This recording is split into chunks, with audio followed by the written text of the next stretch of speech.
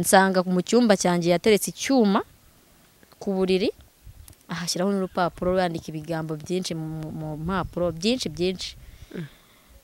urwo rupapuro rwavugaga iki? gusa nasanzeho icyuma ku buriri sinema cyo cyumva ikintu cyashakaga kuvuga hejuru urwo rupapuro.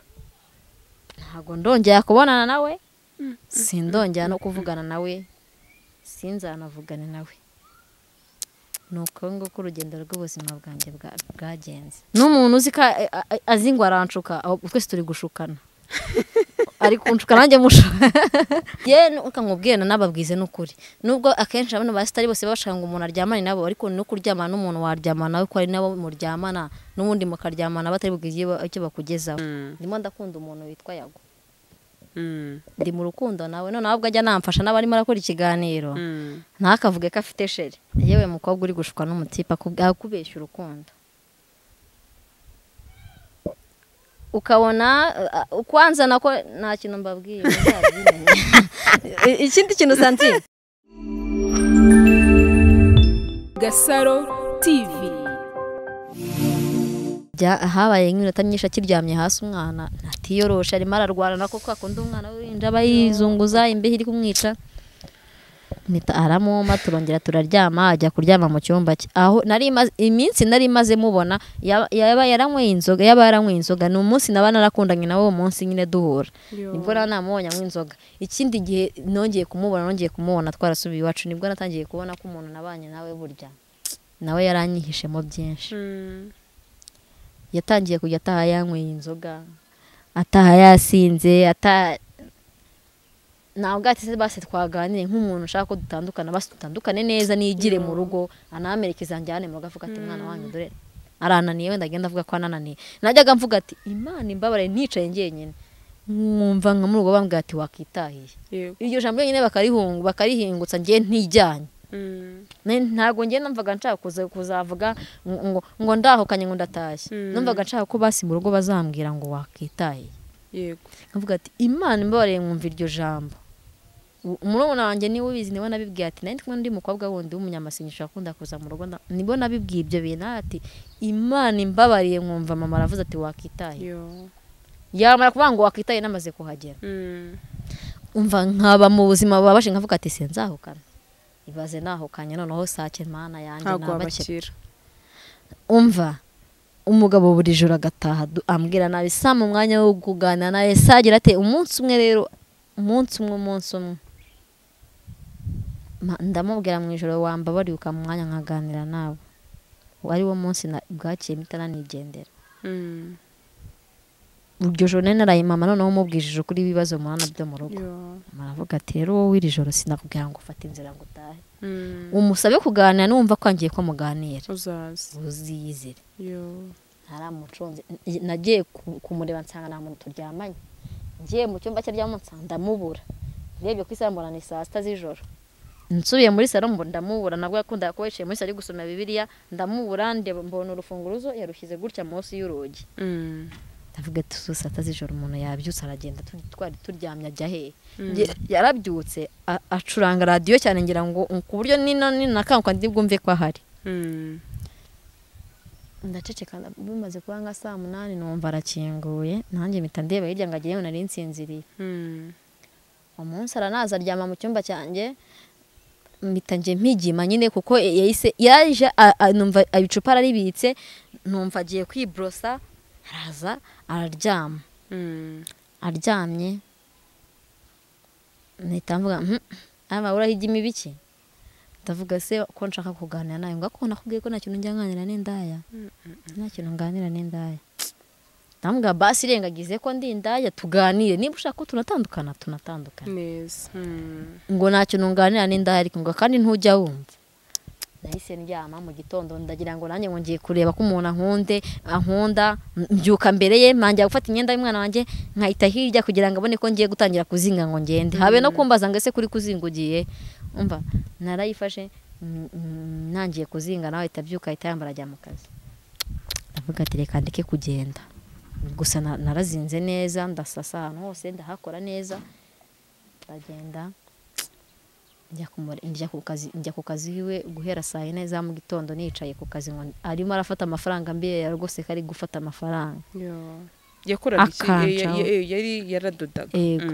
akancaho ntanangatse waje gukora iki kumwe nanjye nafata amafaranga ngiye maheneke yego mama akabibona rwose ko umugabo mama nawe yakoranaga nawe nyine yari yaragiye materi itandukanye n'iya mama ariko urumva nawe yarabibonaga mama we n'igihe yanavuga ati reka ibi biraka mbimuhereze wenda umwana wanjye abone kugira ibyanjye umwana wanjye abone uko abaho yabona ibiraka by'abagabo akamuga ati bino birakugomba kubikora umugabo yanciyeho niyamvugisha saa 8 z'amanywa ziragera mama aravuga ati si ubwo wakitaye wicaye ahangaho ukora iki naratashye nka saa 10 yaraje amereza 1,000 ndamubwira kutambwiye si ibyo ndi bugutekere ngiye ko numva ntari burye ngo uranekerera umukozi wanjye narakwangaje ndavuga nta kibazo nahise njya mu isoko ngura inyanya ngura amashu umva nanjye naragiye koko ndabimugurira nyine urumva ari amaye 1,000 sinibaza nimba mu rugo rutabagamo amakara rutarimo gaze rutarimo ikintu cyose ari uguhaha nyine ugateka 1,000 sinzi ikintu byari gukora hari abantu baje kuvuga ngo igihumbi si kwa kiguhaye ngo bimenyera ibyaba naragiye ndahaha ndagenda ndabishyira mu cyumba cyo twabikagamo ibyo guteka mwa saa 1 mama wanjye naramubwira ati mere ndaje yaraje arambwira ati ikintu uri butware cyonyine imyenda ye n'umwana wawe niba se umwana wawe ibindi byose utavuga waramwibye atazagenda avuga ngo waramusahuye ngiye nta kintu wabuze mu rugo fata imyenda yawe n'iy'umwana wawe mubone mu rugo nawe rero yavuze ati saho nkuye namaze gufata imyenda yanjye n'umwana wanjye ndagenda saa 5 z'ijoro nibwo yatashye mama yakomeje kujijisha papa baguma muri saro amujijisha ngiye njya kuryama kumbe papa ntabwo abizi ko naje yumva arakomanze urumva aravuga ati suje kureba ndi ngo narinje kureba ngo sheri mama tano saro umugore wabuhaba papa aravuga waruje kureba ndi nje kureba Nadia papa aravuga Nadia ari hano mama aravuga arahari nyine kuki se ari hano twaje gusanga n'umuntu twafashaga mu rugo nawe yarabigizemo uruhare mu kunsenyera mama aravuga ati nazanye umwana wanjye ko nari maze kubona ko arimo nyine yamubereye umutwaro mu rugo rwiwe nawe yamusigiye ibintu by'umwana wanjye nawe ari hano papa aravuga ati ibyo bintu si gute mubimisha aka kanya maze hano muri saro wari wamishe ko Nadia yaje mama aravuga yaje mama aravuga ati ahubwo ikintu njya gukorera dore imfunguzo z'urugo rwawe ngizi yaragenda arazimusanya arazimuhereza aramugata uzagenda ibereho amahoro umwana wanjye ndamugukijije niwumva umushaka uzazigucyura nk'uko abandi bakobwa babacyura papa aratangira avuga ati si byaje kugenda bite umutipe nibwo atangiye kujya baganiriza ibintu byose bagiye bamubwira nibwo yatangiye noneho kwivamo avuga bamubwiye twumva umukobwa mu rugo dufasha nawe afite uruhare muri ibyo ngibyo ngo rero amubwiye iki nyine wumva yaramubwiraga ngo Nadia ngo ni dayimoni ngo nyina ngo ajya gamuswa ngamubwira ko ngo ari dayimoni urumva nyine atangiye urumva nk'umuntu wabaye mu rugo kera yatangiye kujya amubwira n'amakosa nakoraga yose turiya yaratunaniye kandi sinana nubwo mbizi nimba nabananiye ubwo niba babizi nimba narabananiye sinibaza nimba umuntu wo mu rugo wenda dusipoze ko ari umuntu bafashe imirimo ugiye gutangira kuguteranya ku mugabo wawe ngo ngewe uriya ngo sinahabaye se ngakira umwana ngo ndamuzi rega nta muntu udakora amakosa cyane ngiye kuvuga ko ntari umunyamakosa naba nese imana inyabinyoma yego yarabimubwiye papa aravuga ati ngiye kumwirukana amavuga ati ariko rikurushwa niki iwe azabona ko ibyo arimo arakora byose yibeshye azifata yigendere tutamwirukanye atazavuga ati babuze ibyo bagaburira baragiye umukobwa mu gatondo babyutse babona ndahari umukobwa nawe yatangiye kubona ko rwose ibyo yakoze atari byo nawe yageze igihe aragenda uhashize iminsi ingahe umugabo wanjye nk'iminsi nk'ibiri tugira ngo aba mu nzu muvuga se wazagiye kureba umugabo asanga yarapfiriye mu nzu umwana asanga yarapfiriye mu nzu nanjye nkavuga ati buriya aracyahari namubonye umunsi umwe naraye nakanye nibwo nagiye ku kazi ngiye kureba mama musanga nanamusuza mpita nigendera ntabwo bereka kumubona mu myaka 5 yose nasubiye kumureba aho mu nzu twabagamo nsanga mu cyumba cyanjye yateretse icyuma ku buriri ahashyiraho n'urupapuro yandika ibigambo byinshi mu mpapuro byinshi urwo rupapuro rwavugaga iki? rwavugaga ibintu byinshi ngo umenye ko ngo iyo wanze ingwe ngo ugasigarana umwana wayo ngo nayo irakura ngo nawe arakura agahinduka nk'ingwe. N'iryo jambo nzi, ibindi byari byinshi bibi cyane. Yari amagambo se ubona byibuze yo kwicuza ko yaguhemukiye cyangwa se urumva aramutse abaye yicujije ntabwo ari gusiga ashyizeho n'iryo jambo ngo iyo wanze ingwe ngo ukasigarana umwana wayo ngo byanze bikunze n'uwo mwana ahinduka ingwe. Urumva ngo nasigaranye umwana w'ingwe ngo nawe azaba nk'ingwe. Iryo jambo niryo nibuka ko ibindi byose sinabisomye, njye nari nyifitiye ubuzima bwanjye bumbabaje. Ntabwo naba narabisomye ibindi. Gusa nasanzeho icyuma ku buriri, sinema cyo cyumva ikintu cyashakaga kuvuga hejuru y'urwo rupapuro. Nibwo twase tutanga inzu y'abandi, nyine mama aravuga ati bayivuyemo muyisubirane, ibintu byanjye bijyana mu rugo. Yongeye kumvugisha kuri telefone akoresheje nimero yo hanze, kuko ubu ngubu yakoresheje nimero ya South Africa. Umwana afite 6. Ndamwita yabanje kujya ahamagara abantu bose bisake bansaba, nkagenda nkamwandikira bisanzwe, ariko sinamwandikira nk'umuntu ushaka gusubirana nawe. No kwihesha amahoro nayo nkamuha amahoro. Naragenda mwandikira nkamusuhuza, arongera twongera none kuvugana kuri telefone yanjye amamagaye, arambwira ngo agihura umwana wanjye imyenda narayitegereje yahezeyo, nimba azayizanira uruhinja rundi yaba yarateye inda simbizi. Umwana wanjye amaze kugira imyaka 5, nta n'isabune n'ijana, arambwira ngo reka nkoherereze nk'umuntu niba yaranakubitse simbizi, nimba afite n'akazi simbizi. Muherukana ryari byibuze? Duherukana nyine uwo munsi nandukana nawe. Icyo gihe ashyira icyuma ku buriri? Icyo gihe agenda. Ubwo hashize imyaka igera muri 5. Si 5 niba mutarongera no kubonana? Ntabwo ndongera kubonana nawe, sindongera no kuvugana nawe, sinzanavugane nawe. Nuko ngo ko urugendo rw'ubuzima bwanjye bwagenze. Mbega umubyeyi. Ubu kugeza iyi saha ari aho ngaho arasamye, aravuga ati narabyaye, ariko ubwo sinzi niba kinabivuga. Ntazi n'umwana urumva yagiye ari mutoya, ntazi n'umwana we. Sinzi nimba kinabivuga, aramutse abana nabivuga ajya amenya ko ari mugabo mbwa, kuko burya iyo ubyaye umwana byanze bikunze abatipe benshi nubwo bakwihakana. Iyo bakwihakanye bamenya ko basi banateye neza, akajya nicunga akanohereza n'agafaranga batika ngo he na 5. Yego 5 byiwe nzi. Ubu ngubu ubuzima bw'umwana wanjye nibundi ku mutwe.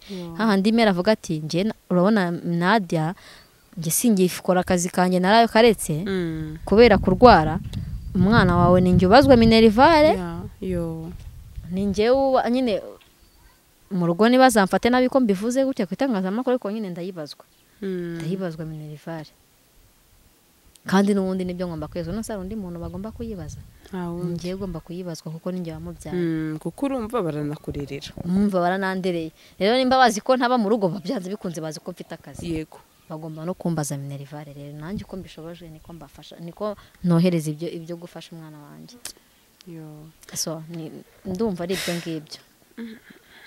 Ni ikihe kintu wicuza rero Nadia mu buzima? Ni umusore navuga ngo mwarakundanye, ikindi nziho wenda bahamya bayihova, nzi ko ari abantu akenshi baba ari abana beza. Njyewe mfite abashuti benshi babahamya, mfite abafamiliye babahamya ba Yehova, ariko baba ari abana beza pe by'intangarugero. Kubera icyo nguwo yari we cyangwa se yaratarinjira neza? Yari nawe cyane, ahubwo uwe cyane ahubwo. Ni ukuvuga ngo yari muri babandi babyiyitirira rero, ariko wenda umutima atari bo, bamwe bisura gusa. Sinzi icyiciro ndi bumuterekemo. Sinzi icyiciro namuterekamo, ariko urumva wasanga nabyi, ariko se ko nabonaga ari we. Ubwo yari we. Iyi saha rero muramutse muhuye nk'uko twicaranye, ni ikihe kintu wamubwira cyangwa se? Nta na kimwe namubwira. Duhuye nta na kimwe namubwira. Turamutse duhuye nawe sinzi niba yaba nabwo anajya mu biganiro nawe bimenye ko nitunahura nta kintu na kimwe nzamubwira. Sinzamubwira ati subwo wanjugunye iki, sinzamubwira ngo ese ngo ntabwo ibyo nzabimubwira rwose. Niba ashaka no kuzaza azaze, ntabwo nge ndi muri aho gavuga ngo sinakwereka umwana wanjye. Nansaba ko mugenda kumumwerekana ngenda mumwereke nawe yigaye. Ndembwa dore ngo uyu mwana wawe wigaye kandi kuko umwana wanjye mva ni mwiza kuva hasi kugera hejuru. Namubona uwe azifata yikubita hasi avuze induru. Avuga ati si kuko wazavuga ati niyimye amahirwe mu buzima yo kuba nafasha umwana. Ubundi mbere najyaga mvuga bino ubu numvaga ndi burire pe, ariko ubu namaze gukomera dasakaye. Ubundi naravugaga nkahita ndira nkarira tugira nariya cyangwa kubona ariyakiriye. nariya kintu narabivugaga nkumva n'ibintu biramfashe mu bintu nkavuga ati si ninjye wahuye n'ibyo bintu kuko njye mfite ubuzima bwinshi nagiye mbamo sinzi nuko umwanya ari muto mfite ubuzima bwinshi nagiye mbamo kuva ndi umwana kugeza nkuze ndi n'umwana njye nzi ko nakoze mu kabari mfite imyaka 14 sinzi impamvu rero n'undi ibyo bintu byari bikinambabaza ahubwo icyo gihe nawe yaranyigishije yaramfashije no kuba yaramfashije muri make yakubereye umwarimu mwiza yambereye umwarimu mwiza w'ubuzima kabisa n'abantu benshi bakimbona hari abantu benshi babona dusekana bakavuga ati uyu ngo twamwoshye ko tubonye nta muntu wanshuka ubu ngubu n'umuntu uzi ko azi ngo aranshuka twese turi gushukana ari kunshuka nanjye mushuka ubara umuntu kuvuga ati shaka ari kwikina hariya kari kubeshya umva arimo aranyina nanjye mukina muri make muri gukinana turimo turakinana nimba bizi ko umuntu wese uzi ko azara kino kigana akavuga ati uri kuvuga ngo warabamenye unge si urimo uranyina nanjye ngukina uza abantu banyinnye uza abasitari bo muri ino si banyinnye ahangaha hanze banyinnye abasitari nabo hari umunsi nzaza tukabashyira hanze abasitari bose nzaza tukabashyira hanze numva ubishaka uzamagambwa ati va dushyire hanze babasitari nzaza tubashyire hanze kandi si bazavuge ngo ndababeshye kuko barabizi nabo noneho ikimenyimenyi mfite n'ibimenyetso by'uko bagiye banyina banyina bakubeshya urukundo ntago nshaka urukundo rw'abasitari bagiye bambeshya urumva iyo uri gushaka ubuzima bw'umwana wawe je ukamubwira nababwize n'ukuri nubwo akenshi abana basitari bose bashaka ngo umuntu aryamane nabo ariko no kuryamana n'umuntu waryamana nawe ko ari nabo muryamana n'ubundi mukaryamana batari bwigiye icyo bakugezaho none iyo umuntu awe ngo turyamane ngira icyo nkugezaho wanabyemera ugasanga nari cyakugejejeho Nadi katubigire ikindi gice sibyo tubigire ikindi gice ndetse reka nkubwire ngo wakubona wigendera yavuga ku mugana ati n'umukobwa ngewe ubundi isura ngikunda kugereka ku bibazo mfite isura ishahi yihishe shaka kuvuga ati kari akantu mandi shaka arimo uzi Sandrine uzi kuntu ugiye kugorwa ajya avuga ati sharaje aragukinnye arakubeshye rero ntabwo ndimo ndabeshya hano ibintu ndimo ndavuga ndi seriye mfite n'abantu babizi hari abantu benshi babizi ko ngewe nashatse yego barabizi ndetse na cyane abatabizi nyine ni babandi babita rya ngo naba contre sex bahakana iby'umuntu nyine abaheters baza bavuguruza iby'umuntu ari kuvuga kandi kuko ntibabura gira icyo ubwira abantu bagukurikiye hano rero ikintu ndi bubabwire urabizi yewe mukobwa uri gushukwa n'umutipa akubeshya urukundo ukabona kwanza nako nta kintu mbabwiye ikindi kintu Sandrine sinzi nimba uri bunyemerere nkavuga abantu bose barimo barambere ikitegererezo nta kibazo muri zino tunasoza hari umuntu ndimo ndakunda muri iyi minsi wa mbere na mbere ndimo ndakunda umuntu witwa Yago ndi mu rukundo nawe none ahubwo ajya namfasha n'abarimo arakora ikiganiro ntakavuge ko afite sheri ndi mu rukundo nawe mu mutima wanjye ariko sinzi nimba nawe nkundana nawe abyimenyere ngenda ndamukunda sibyo ndamukunda muraziranye simuzi ariko ndamukunda gusa nyine hari igihe twandikirana kuri Instagram abasitari benshi baragusubiza ariko bakanaguca n'amazi ihangane ko kunca amazi muri no minsi ndimo ndamukunda byanyabyo mandi none ndashaka no kuzamubona urumva kuko ndi mu rukundo yego noneho yagiye anambuza n'ibintu byinshi kuko ndimo ndamukunda hari umuntu wari wanyemereye Minerivare y'umwana wanjye mvuze ukuntu nkunda Yago yahise abisubika vuga ati Yago azabiguhereza nta ribi ariko nyine ndamukunda ndapfuye okay undi muntu ndimo ndakunda Bahave famiye ye ndimo ndayikunda ndanabakunda cyane kuko nabo hari ibintu byinshi bagenda banyigisha ndimo ndakunda Asia sindabona bigana byinshi nkunda gukurikirana Asia sindumva avuga ko hari umuntu ateza amaboko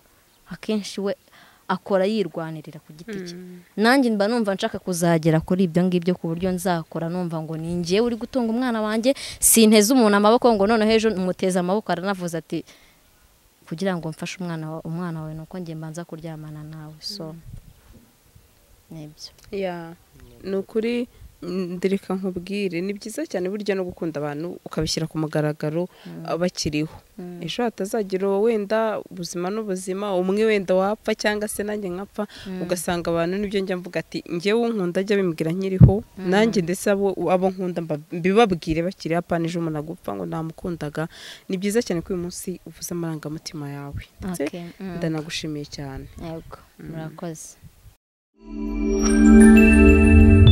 Gasaro TV.